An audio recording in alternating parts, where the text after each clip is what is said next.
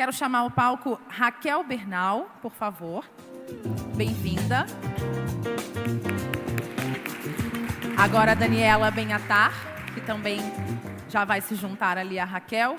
E, por favor, Daniel Santos, para a gente discutir agora mais esse tema, qualidade como componente-chave para a equidade. E quem vai mediar essa mesa super importante para a gente fechar aqui o nosso dia é a Cláudia Vidigal, representante no Brasil da Fundação Bernard Van Leer. Cláudia, bem-vinda, Cláudia. Ótima mesa para vocês, até já. Aproveitem, pessoal. Então, o objetivo desse painel é aproveitar um pouco da sessão anterior, que falou dos serviços, e a gente iniciou um debate sobre qualidade dos serviços. Nesse momento, a gente vai buscar aprofundar o debate que foi iniciado na primeira sessão. É interessante pensar que aqui a gente vai ter a Raquel falando um pouquinho mais da experiência direta das crianças nas famílias. Então, uma experiência mais local de dentro das famílias. Depois a gente vai passar para o Daniel, que vai falar um pouquinho mais do âmbito escolar. E aí a gente encerra com a Daniela, que vai poder contar um pouco da experiência na cidade. Então, tem um ciclo aqui que começa na família, vai para a escola e depois vai para a comunidade como um todo. O objetivo é debater qualidade e é claro que é aquele eterno debate, né, Daniel? Aquela coisa que a gente está sempre debatendo. Até onde eu devo universalizar sem perder qualidade? Ou não, é o nosso interesse que a gente tenha, assim, creche para todos, não importa a qualidade, depois a gente pensa na qualidade. Eu acho que esse é um debate que está sempre aqui circulando. A gente não é à toa, é porque não é um debate simples, é um debate complexo, né, e que a gente merece escutar diversas perspectivas para pensar e criar nossas próprios caminhos a partir da experiência. Bem, então nós vamos começar com a Raquel. Eu vou apresentar a Raquel. Só um minutinho. A Raquel é professora de Economia da Universidade de Los Angeles, em Bogotá, Colômbia. Ela é doutora em Economia pela Universidade de Nova York e o mestrado dela também fez na Universidade de Los Angeles. A pesquisa dela se concentra nas fases iniciais da vida, na política social, na economia do trabalho e na avaliação de impacto. Seus projetos de pesquisa atuais incluem a estimativa dos efeitos da qualidade do cuidado infantil e do envolvimento familiar no desenvolvimento infantil. Ela vai estar olhando ali com lupa o que acontece dentro das famílias. A Raquel trabalhou na avaliação de diversos programas, com mais de 30 mil crianças, e também em salas de aula, assim como o Daniel.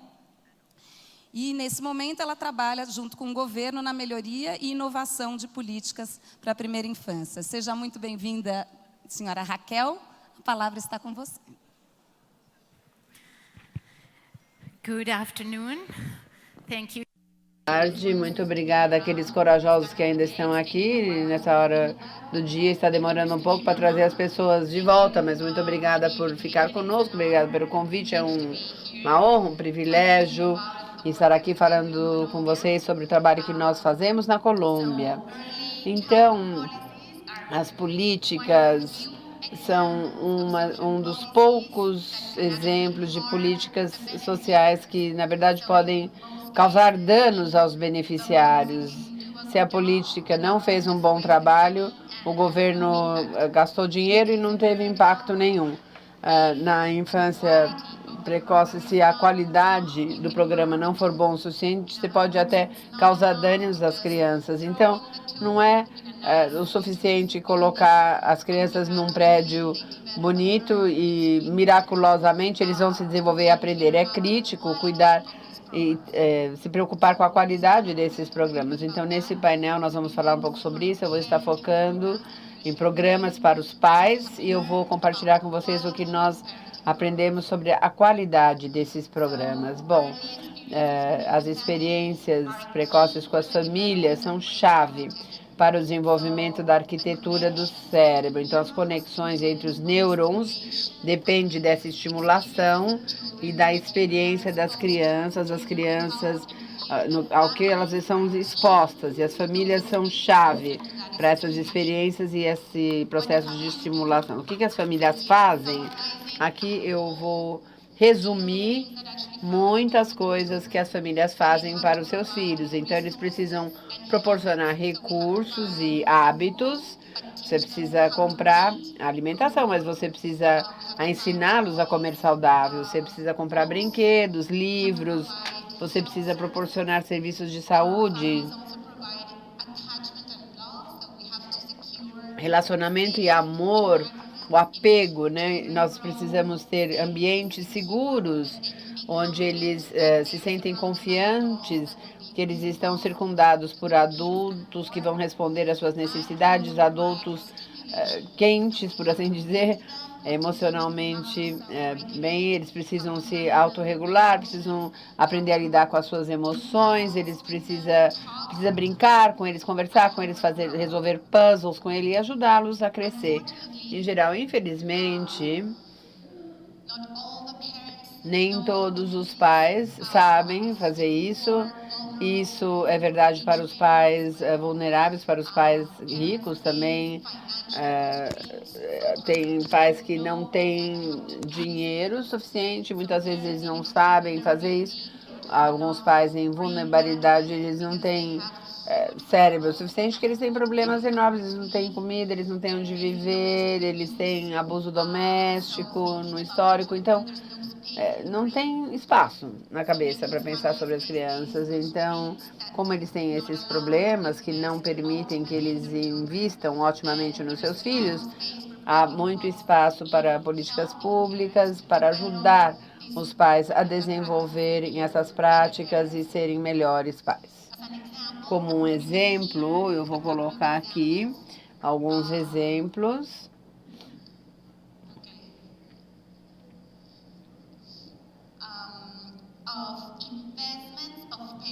Esses são investimentos em alguns países da América Latina. O Brasil não faz parte desses programas, eu peço desculpas.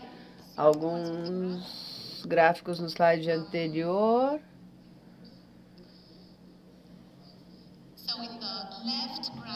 Então, do lado esquerdo, eu estou mostrando a fração de crianças entre as idades de 0 e 5 anos que tem pelo menos 4 atividades estimulantes com os pais durante os últimos 3 dias.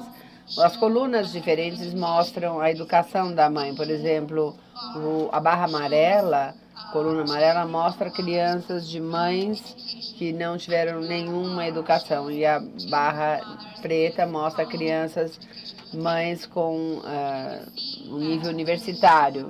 Vocês podem ver que é uma diferença enorme entre a barra preta e a amarela. Então, muitas crianças, 85% mais ou menos de crianças com filhos de crianças universitárias são estimulados pelos pais. E muito poucas crianças na barra amarela recebem o mesmo estímulo. E a mesma coisa acontece com a frequência com a qual as pessoas leem as histórias para elas, quantas palavras elas ouvem por dia, com a frequência que eles vão ao médico, se eles têm uma dieta equilibrada. E eu mostro o gráfico do lado direito, porque é o único gráfico, depois de tabular muitos dados para muitos países latino-americanos, onde o gap é reverso.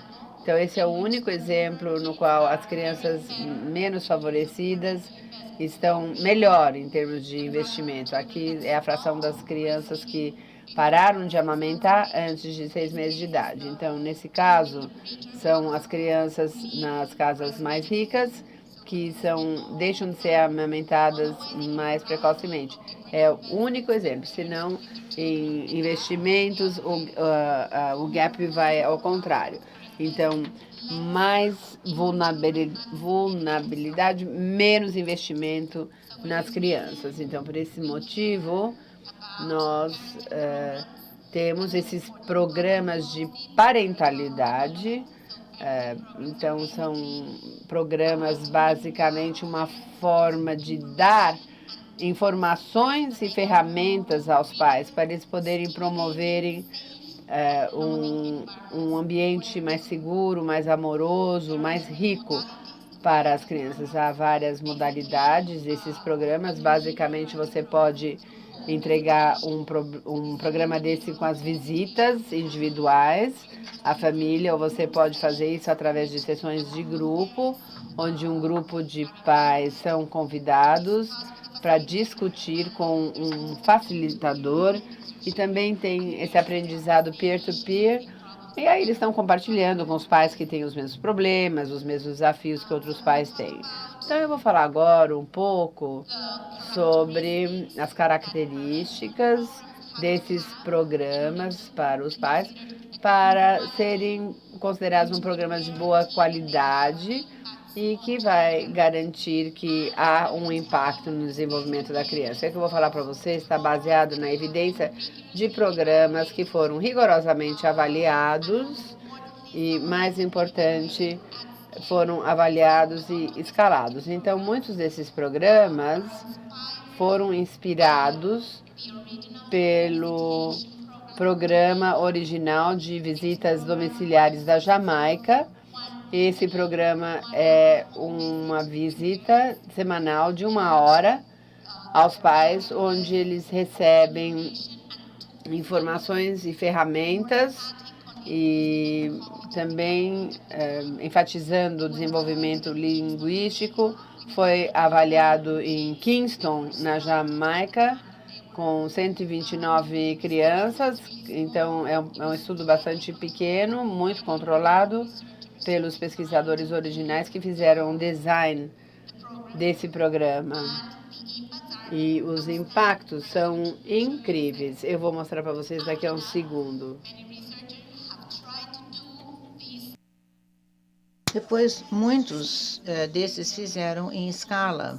Então, passando de pequenas visitas domiciliares para grande, é muito difícil. E tudo que pode dar errado vai acontecer. Então, até a minha equipe da Colômbia, nós estamos tentando entender como fazer isso em escala e, sobretudo, como fazer isso em países em desenvolvimento com recursos financeiros limitados e recursos que as pessoas têm com baixa habilidade. Isso aqui é um programa na Colômbia, em 15 municípios. E depois também o programa de apoio à família no Peru. Este é um programa que faz uma combinação de visita domiciliar e é escalada até 90 mil crianças em 3 anos. Então, no Peru cresceu muito, muito rapidamente. Eu posso dizer que é grande escala mesmo. Agora, na Colômbia, nós temos melhorias de qualidade num programa público que já existe, que dava suporte aos pais através de uma combinação de grupos e visitas domiciliares.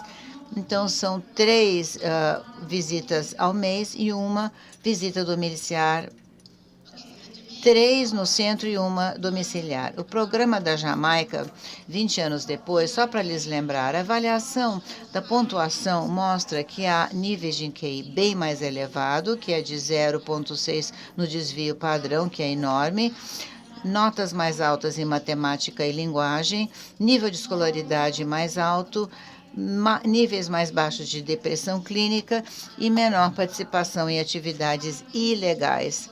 E também salários mais altos para adultos em 25%. Então, esses já são todos adultos, têm salários 25% maior do que os outros. Então, baseada nessa evidência, o que nós precisamos para um bom programa de trabalhar com os pais? Precisamos ter um currículo baseado em provas. Isso é importante em países em que os facilitadores sejam profissionais. Então, nós poderemos ver que os educadores do programa apresentado são formados, têm ensino superior, alguns têm mestrado. Isso, na verdade, é um sonho, é praticamente uma coisa impensável nos nossos países. Então, nós temos educadores que ainda nem conseguiram se formar no ginásio, no ensino fundamental. Então, nós precisamos dar as ferramentas para eles poderem entregar o programa. Conforme essa pessoa, mais prescritivo, melhor. E, na verdade, eles gostam do fato de que as ferramentas são muito específicas e que sabem exatamente como fazer.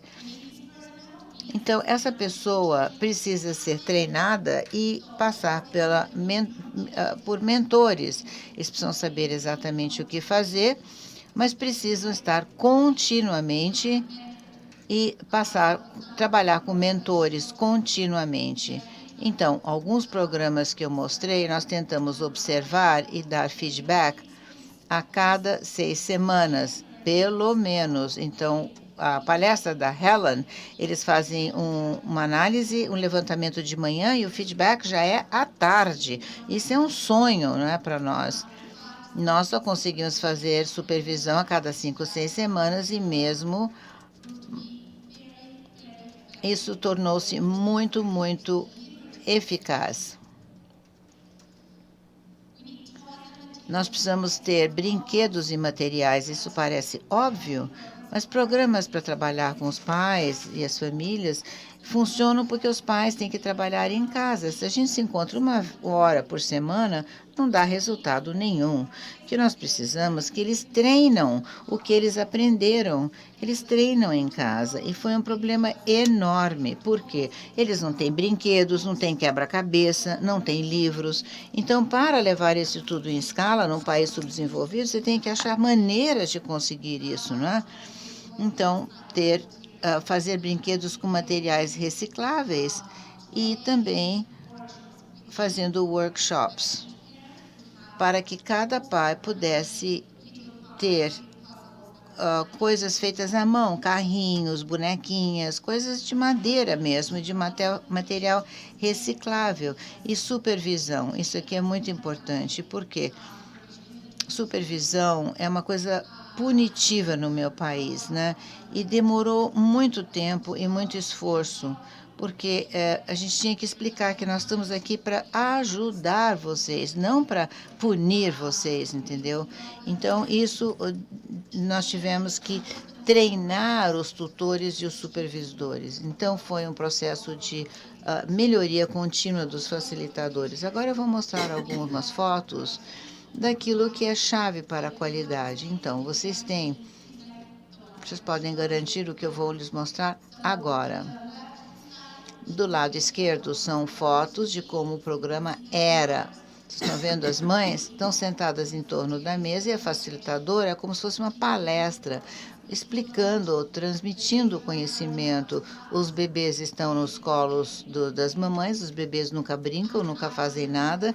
E depois que o programa foi implementado, os pais precisam poder treinar com as crianças e aprender e interagir uns com os outros para falar sobre as preocupações e de como ser um pai ou uma mãe. Parece fácil, mas é muito difícil. Muito mais fácil ficar em pé e dar uma palestra do que explicar como eles têm que dar feedback positivo, como eles têm que melhorar a sua atividade com os bebês. Então, esses são os materiais que nós tínhamos. Nós fornecemos os materiais, brinquedos, materiais pedagógicos, mas nós investimos muito para criar esses brinquedos caseiros. E os pais praticam em casa. Isso é o mais importante. Tem que treinar como brincar. Treinamento contínuo e significativo e orientação dos facilitadores do programa. Nós treinamos, então não é só dar uma palestra, não. Nós temos os facilitadores treinando com bonecas, fazendo um role-playing uns com os outros. O programa era muita intenção e intensível. Nós tivemos que cozinhar, ensinar como cozinhar as coisas para os bebês. E também ensinamos como ser carinhosos, tá vendo? É um processo que até isso a gente tem que ensinar. Eles têm que ser responsivos com a mãe precisa aprender a interagir com o bebê e ser carinhosa. Basicamente, nós precisamos de uma atmosfera envolvente para os pais se envolverem com os bebês e com os outros pais. Eu acho que isso é autoexplanatório, né? Vocês estão vendo as fotos, precisa ter um ambiente para os pais treinarem, se sentiram eficientes sobre o que eles, suas habilidades parentais, né? E precisamos um feedback positivo e empoderar os pais como agentes de mudança junto com seus filhos. Eu não mencionei Gene Hackman na minha palestra, então não fale para ele que ele vai se aborrecer. Obrigado. Justamente no momento em que o Brasil tem o maior programa de parentalidade, não só da história do nosso país, mas do mundo hoje.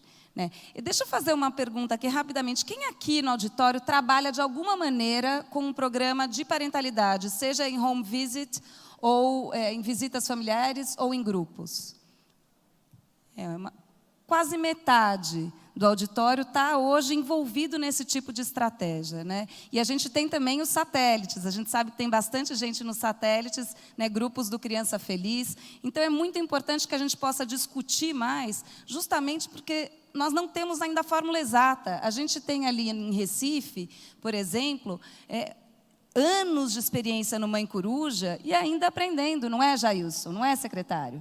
A gente tem em Fortaleza um programa de visita familiar bastante estruturado, Ceará. Ali a gente tem o desafio de pensar no governo federal, governo estadual e municipal, dialogando para pensar como melhor atender, mas sempre em programa de parentalidade. Então, que a gente utilize também esse espaço para trocar com os colegas. A gente tem secretários de Fortaleza aqui, secretários de Recife, tem muitos coordenadores do Criança Feliz aqui, troquem ideias, iniciativas, o que tem dado certo, o que não tem dado certo, que acho que isso também é o espírito do simpósio. Vou passar agora, então, a palavra ao Daniel. Bom, você tem o seu aí, né, Daniel? Daniel Santos é professor associado de Economia da Universidade de São Paulo, no campus de Ribeirão Preto. Ele é doutor pela Universidade de Chicago. Também tem aqui um currículo bastante longo, então eu vou pedir... Não vou ler todo o seu currículo, mas preciso dizer que ele é um professor associado do Núcleo Ciência pela Infância, um parceiro nosso, portanto. Em sua agenda de investigação, o Daniel se dedica especialmente a compreender questões relacionadas ao desenvolvimento infantil e ao desenvolvimento socioemocional no contexto escolar. Em 2018, Daniel liderou a equipe que fez a adaptação e validação brasileira do instrumento, como que eu falo direitinho? Melco. Melco, muito obrigada, no município de Boa Vista. Tem mais um monte de coisa aqui, quem quiser saber mais dele, tem bastante fala dele por aí também para aprender mais, porque 15 minutinhos vai ser pouco. Por favor, Daniel. Bom, então, primeiro agradecer o convite, vamos aproveitar aqui o tempo, e dizer que me foi, então, colocada essa missão, né, de conectar a educação infantil, qualidade e equidade. Tá?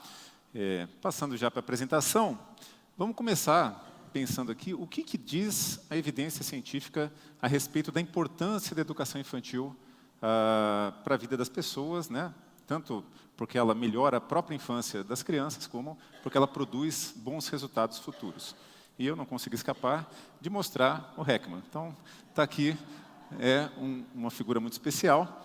E, compilando diversos resultados da literatura, ele mostra para a gente que quanto antes se investe na vida das pessoas, maior é o retorno para a sociedade. E tem várias razões para isso. Né? Já foi colocado aqui, hoje cedo, que quando a gente consegue tornar a infância mais rica, né? A gente, em primeiro lugar, consegue, como eu mesmo falei, melhorar a infância é uma fase importante da vida da gente, a gente consegue produzir um investimento que vai facilitar a aquisição de competências mais para frente, isso vai gerar ganhos futuros, né? E uma criança tem ainda um longo tempo na vida para conseguir coletar os benefícios desse investimento. O cérebro está super maleável, tem várias razões de por que o investimento na primeira infância produz resultados tão significativos para a criança e para a sociedade. Bom, uma boa notícia, né? Porque o Brasil vem investindo pesadamente na educação infantil. De fato, eu acho que não é um exagero dizer que a educação infantil é uma das nossas maiores apostas para impulsionar o desenvolvimento infantil e também, potencialmente, para reduzir as desigualdades de oportunidade que a gente tem nesse país. Né? A pré-escola foi universalizada há poucos anos atrás, em 2016, e a matrícula em creche foi multiplicada por uma razão de aproximadamente 10 vezes, desde 97 até o último dado do censo escolar. Bom, aparentemente, né, se a educação infantil faz tão bem, isso seria uma excelente notícia. E quando a gente pensa a respeito desse progresso, a primeira imagem que vem na cabeça da gente são imagens como essa, né? Salas de aula com uma estimulação rica, com professores atentos para o desenvolvimento de cada criança, um ambiente, acolhedor, com espaço para socialização. Mas, infelizmente, isso não é a realidade de todas as salas de aula brasileiras, né? Ainda é verdade que muitas salas de aula acabam tendo rotinas como essa. E aí começa a ficar difícil dizer que a gente teve uma inveja, né, de ter uma infância, e cada vez mais a gente passa a infância na sala de aula, como essa, assistindo televisão, quando podia estar recebendo estimulação, em salas de aula sobrelotadas, onde muitas vezes o modo como se passa o tempo é descansando, ou exageradamente sobrelotadas, de modo que você não consegue sequer compartilhar as experiências com os colegas, né, partilhar da atenção do professor. Em casos extremos, mesmo questões de higiene ainda são muito comuns de se ver numa sala de educação infantil em algumas partes do país. Consequência disso é que os dados sugerem que nem todo mundo se beneficia da educação infantil, né? Nessa figura, a gente pega dados da Prova Brasil de 2013, mas se vocês pegarem de outros anos, a figura se repete. E o que a gente mede com a linha vermelha são os ganhos, né, de aprendizagem no 5º ano entre quem participou e quem não participou da pré-escola. E a linha azul, a mesma coisa para quem participou ou não participou da creche. E a gente faz o recorte dividindo a população brasileira pela educação da mãe, que é um dos melhores marcadores da vulnerabilidade do contexto em que a criança cresce. E o que a gente percebe nessa figura?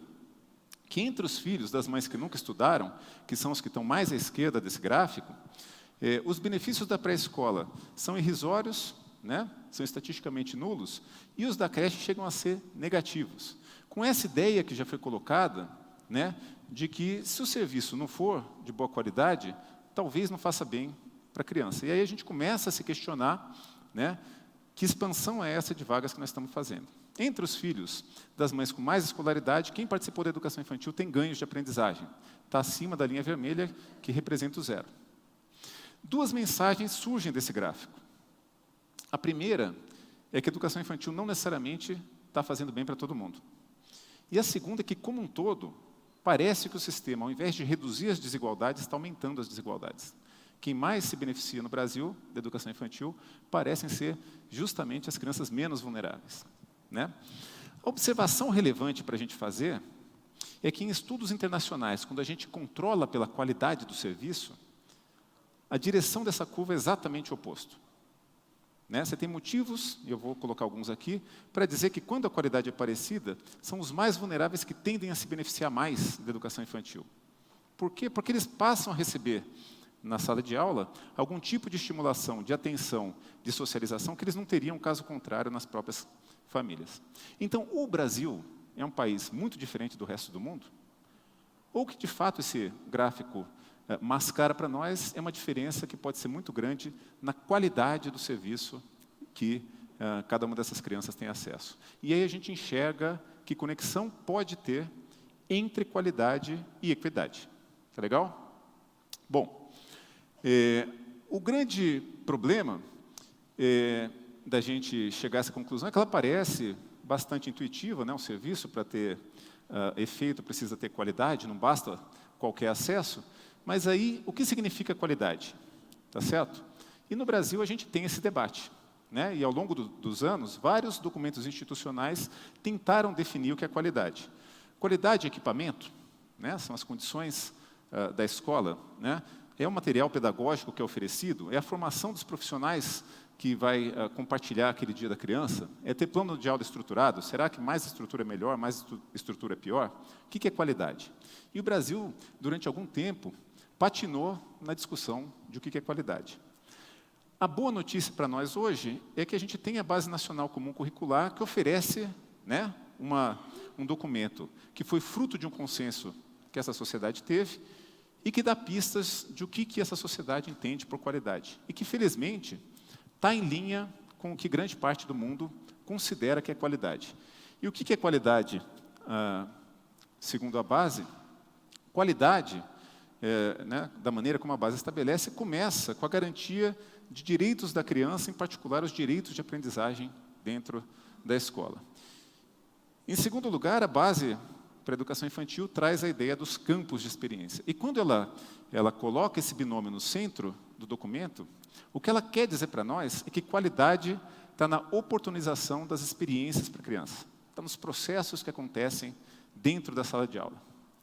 Bom, o que a gente tem trabalhado, então, recentemente, é em tentar trazer para o Brasil e construir medidas, né, de qualidade coerentes com esse novo conceito.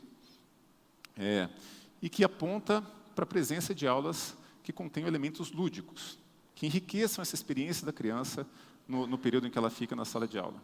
Que são elementos lúdicos, então. A criança, por exemplo, poder escolher os materiais com que ela vai trabalhar nas atividades, escolher que personagem ela vai interpretar na dramatização, ter alguma liberdade, algum protagonismo na maneira como ela se insere na atividade que é proposta. Em segundo lugar, um olhar do professor, na hora que prepara a sua atividade, para contextualizar o que está sendo proposto com as experiências de vida e com o local de onde a criança vem, onde a criança vive. Né? A criança, com isso, consegue fazer mais associações, isso enriquece a experiência da criança, expande o potencial de aprendizagem daquela atividade. Em terceiro lugar, muito importante, o uso por parte do professor de questões abertas. Né? Conversar é muito importante na primeira infância. Conversar é uma das principais maneiras pelas quais a criança aprende. E, ao conversar, é fundamental essa ideia de você fazer perguntas abertas. Quando a gente conta uma história, eu posso estimular a criança perguntando quem matou o lobo mau, e a criança vai responder, foi o caçador. Quando o adulto toma essa iniciativa, a atividade meio que se encerra naquele momento. Né? Ao passo que, se eu, ao invés disso, perguntasse o que você faria se fosse o caçador, ou que outras possibilidades essa história teria de desfecho, isso força a criança a elaborar, imaginar, fantasiar em cima daquela experiência. Isso expande também a experiência que ela está vivendo.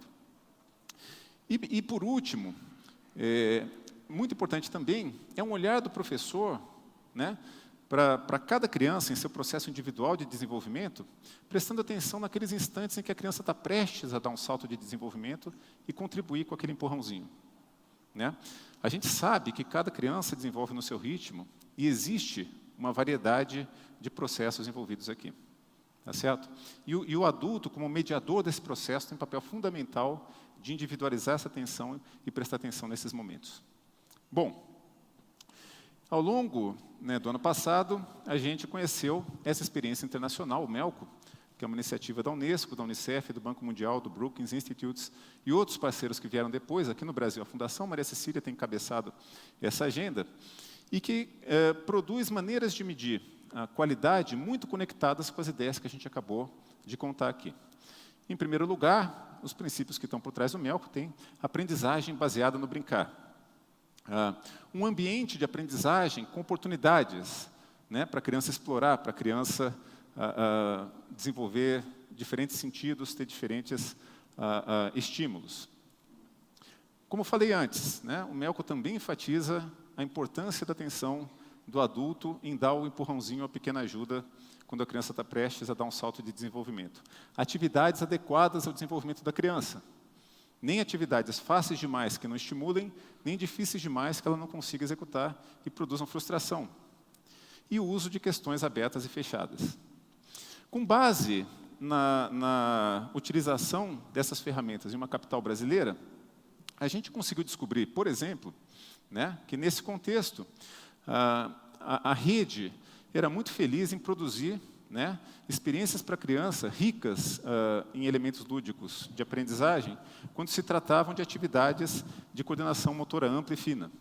Né? As atividades que a gente observou durante 3 horas nas salas de aula dessa cidade atendiam essa condição. Já as atividades de matemática, leitura e linguagem escrita e linguagem expressiva, né, eram realizadas em grande parte dos contextos, mas quase sempre sem elementos lúdicos, realizadas de maneira mecânica. Que letra é essa? É o A. Que número é esse? É o 4. E as atividades de brincar livre e de leitura de livros e contação de história, que são, né, 2 das atividades mais importantes nessa fase da vida, praticamente inexistiam. A gente percebe aqui, né, que mais de 60% das turmas que a gente observou não se verificou naquele período, né, um tempo para o brincar livre, e em mais de 70% não houve contação de histórias. Bom, outro dado que a gente viu bastante importante relacionado com qualidade, que estratégias os adultos usam para reorientar o comportamento da criança quando esse comportamento é considerado inadequado. Será que ele faz uso de interações, inclusive físicas, negativas? A gente chegou a ver isso em algumas salas. Interações verbais negativas, da bronca, coloca no cantinho do pensamento? Ou ele tenta redirecionar o comportamento da criança para um comportamento positivo, e aí a nota máxima, né, foi dada quando, além de tentar, ele é bem-sucedido em fazê-lo. Bom, através dessas ferramentas, né, a gente não apenas conseguiu documentar e bater uma fotografia, como a gente conseguiu, através do cruzamento com informações de resultados de linguagem, alfabetização e de matemática, perceber que esses indicadores de qualidade são, inclusive, bastante correlacionados com o desenvolvimento da criança. Então, a gente agregou, né, esses indicadores todos que a gente coletou num índice sintético de qualidade, dividiu as salas de aula que a gente observou em salas de qualidade baixa, média e alta de práticas pedagógicas e verificou que média tinham no desenvolvimento as crianças nos 3 contextos. E uma das coisas que a gente percebeu é que as crianças, nos contextos que tinham alta qualidade nas práticas pedagógicas, tinham resultados muito melhores de aprendizagem do que as crianças que estavam nas salas de baixa qualidade. Quão mais alta eram, né, se a gente não quiser prestar atenção nessa maneira de quantificar em múltiplos de desvio padrão, quão mais alto era o desenvolvimento? Aproximadamente 6 meses de aprendizagem. Crianças nessas salas de aula que estavam com boa qualidade de práticas pedagógicas, sabiam hoje o que as crianças das salas de aula de baixa qualidade da prática pedagógica só saberiam dali a 6 meses e meio. No caso da linguagem, 4 meses no caso da matemática. Passando em frente, a gente foi investigar, bom, e como que está então a questão da igualdade de oportunidade nesses contextos? Né? Apenas escolas públicas dessa capital brasileira. Tá certo? Será que a gente consegue achar pistas, então, de por que nem todas as crianças se beneficiam da educação infantil? E aqui a gente dividiu novamente, né, a nossa amostra pela educação da mãe e foi ver como são as salas de aula, apenas, mesma rede, educação pública, dos filhos das mães que não têm nem a 4ª série completa. Né? 90% sequer tiveram, esse gráfico aqui, são atividades de artes, né, de linguagem expressiva. Em 90% sequer se observou essas atividades no dia típico. Os 10% restantes se observou sem elemento lúdico algum. Quando dentro da mesma rede a gente caminha na direção de verificar como são as salas de aula dos filhos das mães com mais escolaridade, a gente percebe que começam a aparecer elementos lúdicos, né? E no caso extremo, né, filhos das mães com pós-graduação, a gente já tem ali que em mais de 50% das turmas, um dia típico, não apenas tinha atividades de artes, como elas eram executadas com elementos lúdicos. Mesma figura no caso da disciplina. Né? Como que são as estratégias de reorientação do comportamento nos 2 contextos, nos vários contextos? Né? E aí a gente percebe que nas salas frequentadas pelos filhos das mães que tinham menos que o ensino fundamental, novamente, né? Um uso muito mais frequente de estratégias físicas e verbais negativas para reorientar o comportamento, e esse dado vai diminuindo conforme a gente migra para salas frequentadas pelos filhos das mães com mais escolaridade. Tá certo? A mensagem, então, né, é que existe muito espaço para a gente melhorar, a gente tem experiências positivas no próprio setor público, né, de práticas pedagógicas, né, que contribuem para o desenvolvimento da criança, mas a desigualdade é produzida não apenas nas diferenças de oportunidade. A gente sempre tende a associar ao filho do rico vai para a escola particular. Não, né? A rede pública ainda abriga a vasta maioria das crianças brasileiras, e mesmo nesse universo tem uma desigualdade brutal. E aqui a gente conseguiu quantificar um pouco do tamanho dessa desigualdade. Era isso.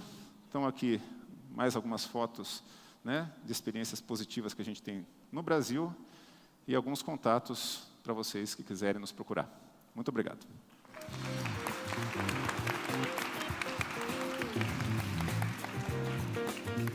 Obrigada, professor Daniel. É incrível, né? A fala do Daniel, ela expressa exatamente o que a gente estava falando lá no começo, quando o Dario abriu e disse que o nosso objetivo é traduzir ciência para a prática. Então, a gente começa o seminário, né, falando que a gente gostaria disso, e aí a gente começa a falar de qualidade em educação, e parece uma coisa etérea, e ele vai pensando, vai chegando ali, e ao final da sua fala, para nós fica claro o que pode ser uma educação de qualidade. Ainda fica difícil pensar como chegar nela, né, que isso fica para o debate aqui, para a gente continuar pensando como é que a gente escala isso que a gente já está aprendendo, que é o caminho, e que ainda não conseguimos fazer chegar em todas as salas de aula, né? Bom, nesse momento, então, agora vamos ouvir a nossa última panelista, a Daniela. Daniela vem de Israel. Ela é representante da Fundação Bernard Van Leer, com mais de 20 anos de experiência em desenvolvimento internacional, gerenciando programas sociais e econômicos ao redor do mundo. Ela trabalhou como consultora independente no Banco Mundial, na ONU e em outras organizações. Hoje, ela implementa o Urban 95 em Israel, em Tel Aviv, especificamente, e outros programas em parceria com os Ministérios da Saúde e outros. Daniela possui um mestrado em Ciência Política e Relações Internacionais pela Universidade de Tel Aviv e um bacharelado em Governo e Relações Internacionais pela Clark University dos Estados Unidos. Ela é também minha colega, bastante generosa e me ensina bastante. Eu que estou começando aqui nesse papel de representante da Bernard Van Leer no Brasil, tenho aprendido bastante com ela, que já tem 4 anos de experiência, então eu já agradeço publicamente e podemos escutá-la agora, uma fala bastante inspiradora. Obrigada, Cláudia, muito obrigada por me receber. Aqui é a minha primeira vez no Brasil, então eu agradeço a Cláudia, a liderança do Brasil, porque eu sei que às vezes parece que nos nossos países a gente tem tantos desafios, mas a boa vontade política é muito inspiradora, trabalhar dando em diferentes contextos e gerar essa boa vontade é um trabalho muito duro, e você já tem isso aqui.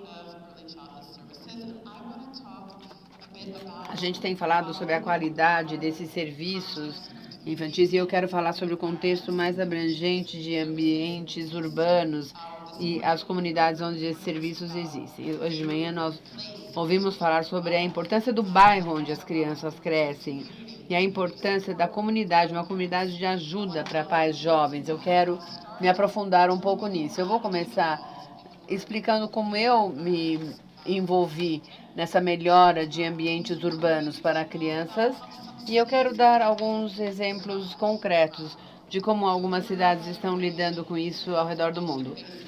A fundação é uma fundação global, baseada nos Países Baixos. Nós temos mais de 50 anos, já investimos mais de $500 milhão no desenvolvimento infantil. Eu comecei o meu trabalho como uma representante de Israel na fundação em 2015 e eles me mandaram imediatamente para a Índia para aprender o que estava acontecendo lá. A fundação tinha apoiado as condições domiciliares para as crianças crescendo nas favelas. Eu visitei lugares sem esgoto, sem pavimentação, sem transporte, sem lugar para brincar. E eu encontrei centenas de crianças. Eles mostraram mapas daquilo que eles precisavam, iluminação, banheiro. Eles mostraram os mapas para os oficiais locais que ouviram e responderam. Eles colocaram banheiro, eles colocaram lugares para brincar, coisas pequenas que fazem uma diferença enorme. E esse trabalho nos ensinou 2 coisas. Primeiro, que não muitas cidades prestam atenção aos cidadãos jovens E segundo, que esse tipo de trabalho pode ter um impacto enorme no desenvolvimento infantil. Isso gerou uma iniciativa chamada Urban 95, que é como modificar a forma de gerar oportunidades para bebês e para professores e ao redor do mundo e em cidades. Se você pudesse experimentar a cidade do ponto de vista de uma criança de 3 anos que tem 95 centímetros de altura, o que você faria diferente? Tem mais de 1 bilhão de crianças e mais de 50% da população mundial. E até 2050 vai ser 70% da população do mundo morando em cidades. E a base do desenvolvimento do cérebro, como eu falei, é a experiência que eles têm nesses primeiros anos. Isso é determinado pelas interações com os cuidadores e o ambiente urbano. Então, a gente entende como é importante que seja proporcionado um ambiente onde os pais apoiem, possam engajar interações positivas com os seus filhos.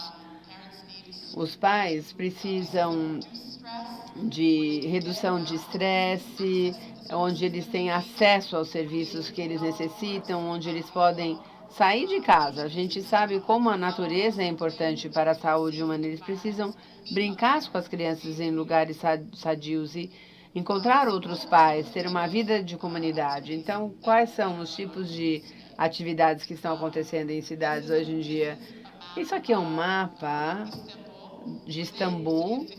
É uma cidade de 15 milhões de habitantes, onde eles têm que decidir o que a gente vai fazer, como é que a gente começa esses programas. E primeiro eles mapearam os serviços existentes para crianças e depois eles correlacionaram isso com dados sobre as estatísticas da população infantil e dados socioeconômicos. E desse trabalho, eles chegaram à conclusão que os que tinham menos serviços eram os que mais estavam em desvantagem.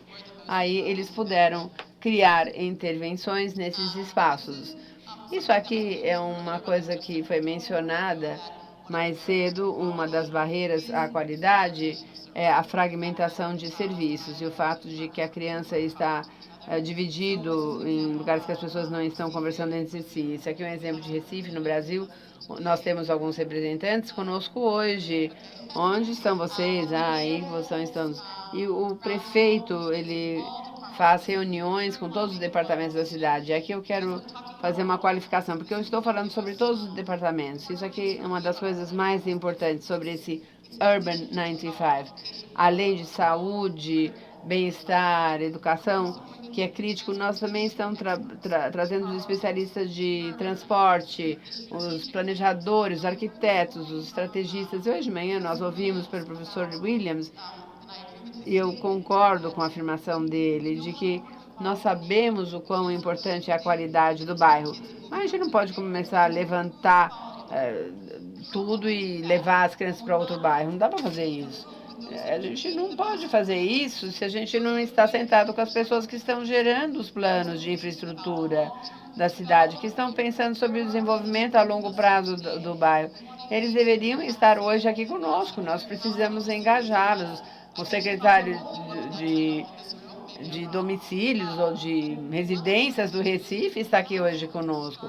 Mas é quando a gente começa a engajar essas pessoas que a gente pode começar a fazer diferenças nesses serviços mais difíceis de infraestrutura. Onde eu trabalho, em Tel Aviv, em Israel, nós também vemos como que os pais acessam ou sabem dos serviços, ou navegam, às vezes, uma rede complexa de serviços, principalmente os mais vulneráveis. Então, nós temos uma plataforma digital para serviços normais, para a população geral, mas não tinha nada para crianças abaixo de 3. Os pais que têm, não sabem nem onde começar. Eles não têm um endereço que vai dizer para eles o que eles precisam nessa fase nova, difícil, estressante, que a gente sabe que é tão crítica. Então, a gente criou uma plataforma nova chamada Digitaf. Então, fotógrafos digitais. Hoje nós temos 33 mil pais conectados à plataforma, onde eles têm acesso à informação, serviços, eventos, lugares, promoções, uma porção de coisas para ajudá-los nos primeiros anos. E depois de fazer isso, que foi bem eficaz, a gente adicionou dicas para a plataforma digital. Mas a gente percebeu que os mais vulneráveis ainda precisam de benefícios. E aí a gente vai para aquela coisa da igualdade. A gente sabia que tinha que adaptar essa plataforma a populações mais vulneráveis. Por exemplo, a refugiados, a comunidade de aqueles que procuram asilo e refugiados. Muita gente na cidade, nós trabalhamos com eles para traduzir as dicas para a linguagem deles, adaptar isso à sua cultura, aos seus hábitos digitais. Esses pais adoraram, principalmente as dicas. Nós fizemos vídeos usando atores da própria comunidade deles e eles falaram que as interações com as crianças tinham mudado. Olhando esse tipo de modelagem, que é uma forma de escalar, tivemos 150 mil visualizações. E outra coisa interessante de notar sobre isso é um resultado da igualdade, conseguindo colocar essas pessoas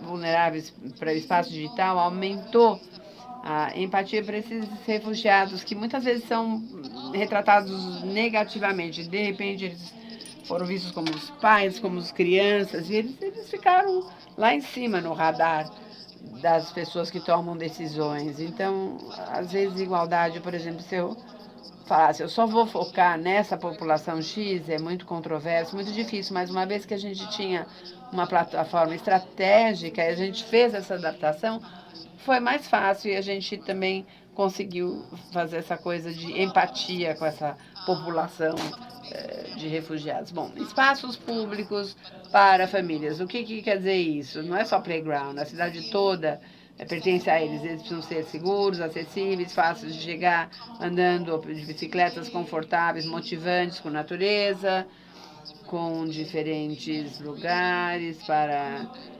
inspiração, e precisam ser promovidos também para que os menos vulneráveis podem acessar. Isso aqui é um boulevard em Tel Aviv. Eles tinham um quiosque velho lá e eles tinham que decidir o que fazer. Eles transformaram isso num local para guardar brinquedos. Então, as pessoas podem ir lá, eles podem emprestar, podem brincar lá fora com outras famílias, brincar com a comunidade.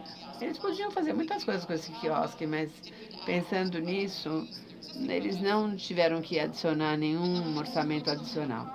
Depois nós tivemos contar histórias, e nós também pusemos essa van aqui que vai para lugares públicos, engajam com as comunidades, levam brinquedos, coisas para brincar e engajam essas crianças. Bom, e a mobilidade? Uma mobilidade de qualidade para as famílias, para as crianças, precisa ser seguro, conveniente, uma coisa que não seja muito caro, precisa-se ir caminhando, de bicicletas, de ônibus. Pense naquele pai que leva horas para chegar até o trabalho, ou leva horas para ir de carro, e agora é um pai que pode andar uma curta distância com seu filho, engajar. Isso teve muito impacto.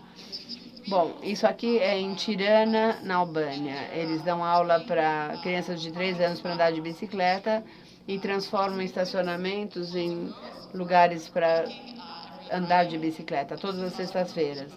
Isso aqui também é em Bogotá. Isso aqui é um projeto para redução de fatalidades do trânsito e aumentar o uso do espaço público para as famílias. Não é muito espaço aqui nesses bairros, eles identificaram lugares perigosos, pintaram, descobriram algumas soluções de segurança, e depois do impacto que foi gerado, isso foi transformado num espaço permanente.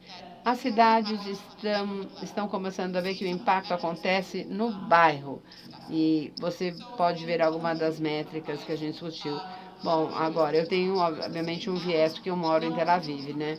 Mas a gente fez um mapeamento das crianças abaixo de 3 anos. Eu estou falando sobre o desenvolvimento nesse bairro para ver como é que a gente podia acessar rapidamente os serviços. Então, esses pontinhos aqui são as clínicas de saúde para bebê, só tem 15 ou 16.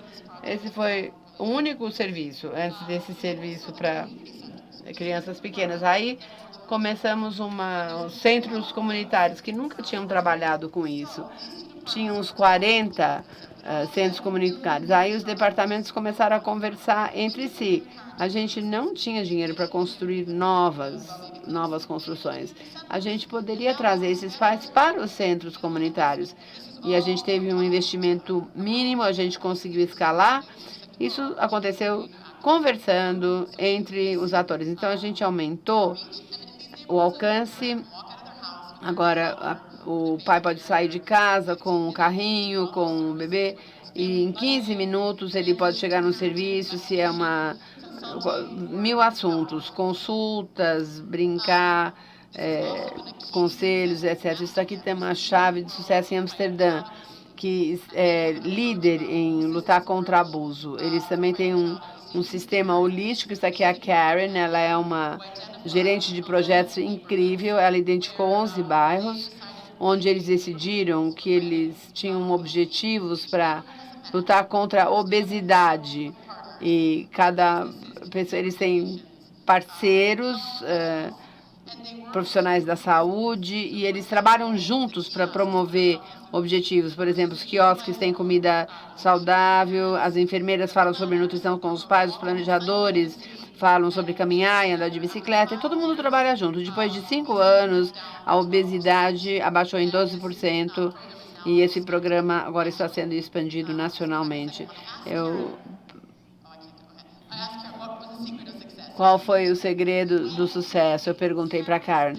E ela respondeu, a gente começou a pensar, pais e crianças são responsáveis, e a gente mudou para todos são responsáveis. Essa é a mensagem-chave.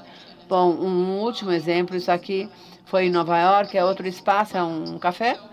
Então, em Brooklyn, no Nova York, a população afro-americana, nas áreas mais pobres de Brooklyn, tem um índice de amamentação baixo em Nova York. Então, essa desigualdade, eles colocaram consultantes nos cafés, nos bairros daquelas comunidades, e convidaram as mulheres para entrar, deram consultoria de lactação, de amamentação, e as mulheres reportaram que amamentavam mais e elas tinham uma sensação de bem-estar, porque elas tinham outras mulheres para conversar e trocar ideias. Então, finalizando a minha palestra, nós vemos que a qualidade de um ambiente urbano realmente precisa de uma visão holística da experiência diária dos pais e dos bebês que moldam as suas vidas nos primeiros anos. Tendo essa abordagem mais ampla e engajando novos e diferentes atores, nós podemos realmente melhorar a forma como nós estamos melhorando a vida das crianças mais jovens e dar para todas as crianças um bom início. Muito obrigada.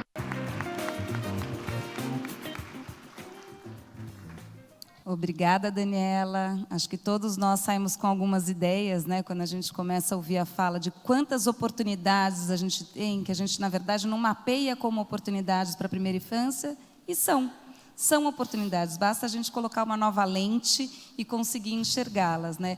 Fiquei pensando em Boa Vista, que agora está fazendo a visitação familiar, e a gente está também aqui com a secretária de Boa Vista, parceira conosco, que agora estão estabelecendo as visitas familiares de bicicleta.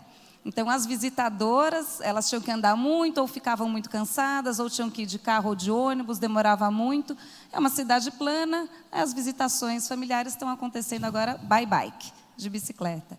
E também nos pontos de ônibus, né? Ela descobriu que os pontos de ônibus são momentos, como a rede de transporte ainda não é muito bem estabelecida, muitas vezes as mães ficam um tempo razoável ali, esperando com seus filhos para que o ônibus chegue. Por que não fazer desse momento um momento gostoso, um momento interativo? Colocou ar-condicionado nos pontos de ônibus e diversas oportunidades de interação para a mãe e para o bebê, que fizeram com que esse espaço virasse um pequeno espaço educativo. Então, acho que é por aí mesmo a gente ir pensando outras oportunidades. A gente tem agora alguns minutinhos, menos do que a gente gostaria para o debate, mas eu gostaria pelo menos de trazer uma pergunta para cada um dos painelistas. Então, doutora Raquel, quando a gente ouviu a fala sobre parentalidade, ou pelo menos eu também tenho essa questão, né? A senhora trouxe a participação em grupos e a participação das visitas familiares. Acho que o estudo da Jamaica, todos nós já ouvimos, quem não tinha ouvido hoje aprendeu. Nós sabemos que é uma estratégia que tende a ser muito boa e nós temos evidências quanto a isso. E com relação aos grupos? Nós temos experiências, nós temos evidências. É possível fazer uma comparação entre uma estratégia e a outra, ou mesmo a combinação dessas duas estratégias? Como é que a gente tem trabalhado com esses dois caminhos de parentalidade? Visitação familiar e o trabalho em grupo. Não conheço nenhum estudo que faz uma avaliação dentro do mesmo controle randomizado, por exemplo, visita sozinho, grupos sozinhos e a combinação. Eu não desconheço isso. E, além disso, todos os grupos de pais não são pequenos, não são controlados, como o controle jamaicano. Todos os estudos que eu conheço são escalados.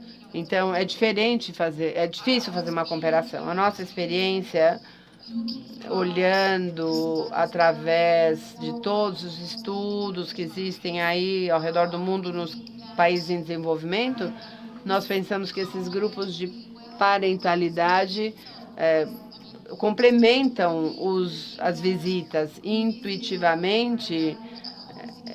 Essa visitação a domicílio é melhor, porque é um trabalho individual com uma família, uma personalização de todas as atividades para as necessidades específicas daquela criança e aqueles pais. Então, em princípio, poderia ser mais eficaz, mais intenso. Mas quando você trabalha com grupos, potencialmente podia ser mais diluído, porque o facilitador precisa prestar atenção à mãe de 2 anos, de 5 anos, de meses. Então, é complicado. Quando a gente treinou as facilitadoras, isso foi um componente chave. Então, por exemplo, eles levam atividades para o bebê de 1 ano, de 1 ano e meio, 2 anos, e a gente ensina essa facilitadora para lidar com diferentes subgrupos dentro do grupo. Então, de uma certa forma é mais difícil, mas a gente viu que a interação parental era bem importante e bem crítica, porque isso se torna um grupo social, um clube, onde as mães e até os pais atendem, porque alivia do estresse, eles têm amigos, companheiros que entendem o que estão passando, e eles começam a se autoajudar. Então, as crianças cuidam dos recém-nascidos para que aquela mãe pudesse dormir um pouco, porque ela estava realmente sem dormir. Então, essa combinação, é minha impressão, é ideal, porque traz elementos adicionais que são bem importantes para os pais, porque você está aprendendo dos seus pares e não alguém que fica dizendo para você o que você tem que fazer. Mas realmente é muito difícil dizer qual é a combinação perfeita e não há nenhum estudo atual que compararia exatamente quais são os benefícios de cada um. Que é o serviço em grupo com visitas familiares. Recife também. É interessante pensar, porque quando as mulheres estão grávidas, e a gente pôde acompanhar alguns grupos de grávidas, aí elas não têm este problema do desafio de lidar com a criança ali. E aí parece que tem sido muito interessante. Até um pouco nos faz pensar, né, Jailson, que talvez, em parte, as mães parem, de fato, de frequentar o grupo quando tem o bebê, porque é mais difícil sair de casa, é mais difícil se locomover, é mais difícil chegar no serviço. Mas a Tereza está descobrindo alguns caminhos lá em Boa Vista que talvez ela possa contar como é que vem fazendo isso também. Daniel, vou voltar à minha pergunta inicial. Você fez uma apresentação brilhante em que você vai nos contando o que, de alguma maneira, a gente intuitivamente já sabia, né? Que as crianças aprendem brincando, que precisamos de elementos lúdicos em sala de aula, a arte vai realmente promovendo uma outra interação com os professores, mas que os professores ainda estão usando ali diversos métodos que não são tão eficientes. Ou seja, o que você mostrou aqui para nós é uma fotografia bastante, eu diria assim, bastante precisa do que está funcionando, o que não está funcionando e onde a gente teria que atuar. A minha pergunta é, o que é possível fazer a partir dessas informações? Como é que a gente faz essas informações chegarem aos 20 milhões de crianças que o Dario falava também hoje no começo da nossa apresentação? Porque aí a gente entra nesse desafio, né, de qualidade e escala. Como é que a gente ganha escala com qualidade? Bom, ótima pergunta.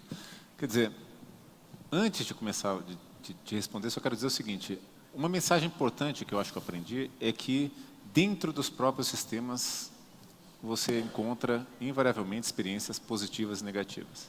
Então, parte do problema é como é que eu detecto e valorizo as experiências positivas, dissemino, tá certo? Porque nenhum profissional faz uma experiência negativa porque quer, né? Então, o primeiro passo, né, e para mim é o aspecto central, é como é que a gente amplia o repertório das pessoas, tá certo? E você tem diversas maneiras. Você pode fazer formação continuada, você pode fazer formação inicial, mas você pode valorizar as experiências positivas das redes e disseminar esse conhecimento. Para mim, esse aspecto, né, a formação é o aspecto central, tá certo? Educação é um processo relacional, mediado por um adulto, né? Então, são crianças interagindo com criança, criança interagindo com adulto, e para a gente conseguir melhorar, a gente precisa melhorar essa mediação, né? E acho que tem diferentes canais, todos eles podem ser melhorados, mas um que eu acho que a gente explora pouco é de valorizar as experiências positivas e o próprio trabalho dos profissionais que estão fazendo bem o seu trabalho, tá?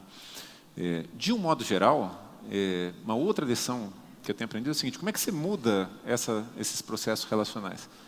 Passa por treino, mas passa por educação, né? Não é só treinar professor em didática, ensinar atividades novas para ele realizar. Precisa mudar a perspectiva de como é que ele enxerga a criança. Não, lógico, tem excelentes profissionais, não estou generalizando, pelo amor de Deus, né? Mas enxergar que a criança é protagonista da sua trajetória de desenvolvimento, não é isso? Respeitar a criança naquele contexto, os ritmos da criança e conseguir, a partir disso, elaborar planos de desenvolvimento que sejam coerentes com aquela trajetória, né? Eu entendo que a maneira como se educava e vem se educando desde que a educação de massa surgiu, a partir do pressuposto que você tem salas homogêneas, preparar tarefas muito parecidas, cobrar resultado. Educação infantil, eu acho que qualquer nível de educação é diferente, mas a educação infantil é especialmente diferente, e se a gente importa essas práticas, eu acho que é um péssimo começo. Então, começa por mudar essa cultura. E eu acho que aí você tem vários caminhos para aumentar esse repertório também. Às vezes, até retomando a própria história de cada um, né? Porque, como a doutora Raquel falava, muitas vezes não sabem brincar, né? Também não sabem se relacionar nesse modo lúdico, né? Então, é o modo do controle que impera, né? E uma coisa que é fundamental, por mais que você participe de formações, você tem de educar do jeito que você foi educado. Isso desapegar disso é muito difícil.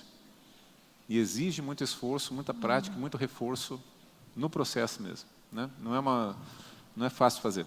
É fácil falar, não é tão fácil implementar, não. Exato. E falar de novo. Eu lembro de uma amiga que tem 5 filhos, eu falava, nossa, mas e todos educadíssimos. E eu falava, mas como é que você conseguiu educar? Ela falou, eu falei. Ela foi. Assim, são muitas vezes, né, que a gente vai conversar, vai voltar, vai experimentar. Então, é um processo que não é mágico, não existe uma mágica mesmo. É um processo de transformação cultural. E é muito bonito quando a doutora Raquel fala também, porque acho que foi uma das primeiras que usou também a palavra amor na apresentação. Que acho que o processo educativo é um processo amoroso, é um processo de vinculação, de apego, de attachment, né, da possibilidade realmente de construção de vínculo para que eu possa realmente ler a demanda do outro e acompanhar e ir construindo essa possibilidade de uma trilha comum para os dois, né? E isso é exigente, emocionalmente exigente também, né? Então, quando a gente fala em formação, talvez a gente pensar nos aspectos formativos também, né? Quando a gente fala da formação cognitiva, da preparação da aula, mas também da preparação emocional, que às vezes tem a ver com a história de cada um e com os processos pelos quais cada um passou. Daniela, conta para nós, né? A gente ouvindo Tel Aviv, esse monte de ideias criativas, um carro que vira brinquedoteca e, de repente, um café que vira espaço de amamentação e, de repente, perceber os outros serviços como serviços que podem ser multifuncionais, ter mais de uma funcionalidade, como aconteceu nas clínicas. A pergunta é, para os gestores que estão aqui e que falam, puxa, gostei dessa coisa, gostei desse Urban 95, gostaria de começar na minha cidade. Como é que começa? Por onde começa? Quem é que começa? Quais são as suas dicas para esse início de trajetória a partir da sua própria história? Muito boa pergunta. Eu acho que tem a ver também com a vontade política. Eu só vou compartilhar um pouquinho da minha história, de como nós começamos em Tel Aviv e algumas dicas mais amplas. Quando eu comecei a abordar em Tel Aviv, cheguei lá, ninguém estava interessado na primeira infância. Nós começamos a escola aos 3 anos. Até lá, nós não temos responsabilidade nenhuma de prestar nenhum outro serviço que não seja saúde. Então, por que nós vamos fazer isso? E mesmo eu estava falando da fundação que eu trabalhava, que nós podíamos financiar, eles não estavam interessados. Então, nós ligamos isso a agendas maiores ao município. Eu fui falar com alguém na Redva, na unidade de planejamento, e eu disse a ela sobre a importância da primeira infância e como isso pode fazer com que eles podem ficar na cidade, as crianças vão melhorar quando se tornarem adultos. Aí ela me respondeu, sabe uma coisa, nós começamos a trabalhar com a primeira infância, mas a Bloomberg tem uma equipe de inovação. E o prefeito tentou ver a questão de custo de vida. Então, fizeram uma pesquisa sobre o custo de vida. E eles chegaram à conclusão que o maior problema em Tel Aviv é o custo muito alto de serviços de parentalidade e de creches, porque não são financiados pelo governo. Então, através do custo de vida, chegaram a essa conclusão. Então, começamos a trabalhar juntos, sem falar de primeira infância. Aí fizemos uma pesquisa sobre o que está acontecendo com as crianças. Mostramos o resultado, o mapeamento que nós plotamos da cidade e conseguimos essa vontade política através desse custo de vida. E nós falamos, não, está ótimo, nós estamos melhorando os serviços aqui para melhorar o custo de vida da cidade. E uma dica é ter aliados, construir aliados na sua instituição. Então, não era só uma pessoa da Previdência Social que falava sobre isso não, nós tínhamos um arquiteto, nós tínhamos alguém de engenharia, uma pessoa da educação, nós tínhamos alianças dentro da instituição. E nós fomos ao prefeito.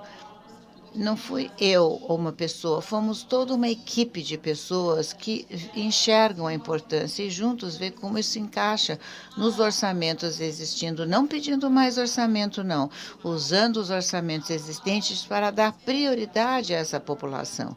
A outra dica que eu daria é que quando nós começamos, não passamos pelo ou Ministério de Educação ou Bem-Estar, mas sim na Secretaria que trabalha em várias comunidades, em vários assuntos, não apenas educação ou apenas saúde. Eu acho que isso também foi um elemento de sucesso, ver quem são os protagonistas que podem pensar além dos serviços tradicionais, que claro que são importantes, mas que conseguem pensar sobre esses aspectos mais amplos. Uma vez que nós começamos falando de espaços públicos, não ameaçando o espaço público e mobilidade, é bom, de manhã todo mundo vai trabalhar, mas essa creche tem 20 creches ali, então vamos organizar o trânsito ali. enfim, agendas urbanas e começando com as coisas mais fáceis. Depois, as coisas mais difíceis foram tratadas, como um departamento, um lugar para crianças abaixo de 3 anos, que no começo ninguém queria falar sobre isso, foi mais difícil. Mas uma vez que a conscientização surgiu sobre a primeira infância, e os pais, eles nos apoiaram muito, eles disseram, eu vou votar para esse prefeito porque minha vida está tão melhor. Então,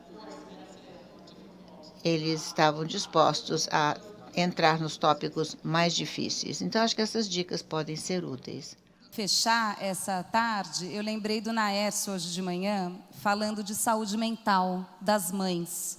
E de saúde mental dos professores e educadores e visitadores e condutores de grupo. Então, hoje, na Fundação Van Leer, nós temos 2 indicadores que são obrigatórios para todos os nossos programas, né, para todos os nossos projetos, que são a saúde mental. A gente quer entender como esses caregivers, esses cuidadores estão, e essas mães, é claro, porque a gente entende que nenhum outro programa vai conseguir ajudar se essa mãe ou se esse educador realmente estiver muito abalado emocionalmente. Então, esse é um ponto que a gente ainda fala pouco. Na primeira infância. A gente está começando a avançar e falar mais sobre isso. Mas saúde mental dos cuidadores. E o segundo ponto, que a gente também fala em todos os programas, é a utilização de serviços. Não vai dar para a gente chegar no resultado que a gente quer sozinho. Mesmo que sejam pais maravilhosos, que a gente consiga, será impossível se a gente não tiver postos de saúde, vacinação, alguma orientação de nutrição, serviços de educação, creche, enfim, outros serviços. Então, são 2 coisas que a gente vai ter que estar sempre que olhando. Eu gostei muito de mediar essa mesa com esses 3 componentes que eu acho que encerram muito bem o dia para a gente poder receber o ministro, né? Então, falando das visitas familiares, falando das escolas e das creches e dos child cares, e aí finalizando pensando na atmosfera da cidade como um todo, como um ambiente que pode ser educador ou estressor, ou promotor de situações de estresse, de cortisol, de impossibilidade de saúde mental e de cuidado. Muito obrigada aos 3 e sigamos então para o painel final.